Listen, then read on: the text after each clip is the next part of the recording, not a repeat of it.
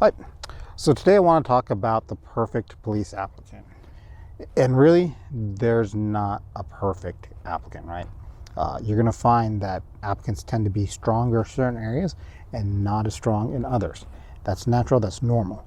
But what I want to be able to do is sort of break down some of these things that are critical, that are important to departments, so that way you can look at yourself and see whether you have areas for improvement or if it's going to be something that you're squared away on.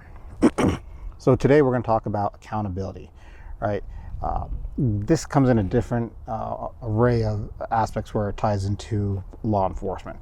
For example, police officers, sheriffs, they will get updates monthly, sometimes weekly at some departments, on policy, procedure, legal or law updates, right? So you may have been used to doing something for years, but now this policy procedure comes out. Can you adapt and remember and actually incorporate that into the new way you do work? Another example is going to be in your daily actions and interactions with coworkers and supervisors. You're going to be working with a wide and diverse group of people. And even though I might have a certain way of doing things that I'm used to and I know that works for me, can I change and adapt when I start to work with other people in that team environment? Because there are going to be other ways to accomplish the same goal, that same objective, right? The other aspect is just even your daily calls for service. You might start off your shift with a very mundane call, such as blocking traffic for an accident. Or the next call might be a call for a party with weapons, and it turns into use of force. So you've got your adrenaline just amped up, and then you've got to go back to station now and just knock out these reports, but your shift may not be over yet. What if the next call that you have is going to be someone who's elderly and they are worried about their life savings being wiped out from a fraud situation? Even though you were amped up from that last call, can you reset, can you adapt to the new situation and show empathy and sympathy to this person, right?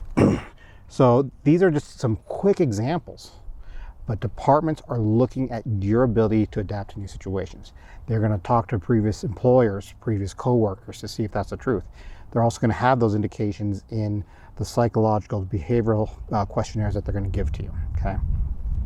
So let's say you may not be that great at adapting to new situations, or that's something that you were told or mentioned in your last packet, right? So if this is something that's not a strength of yours, get outside your comfort zone. Try doing different things. So that way, when it comes to going to the department and they say, hey, you know what?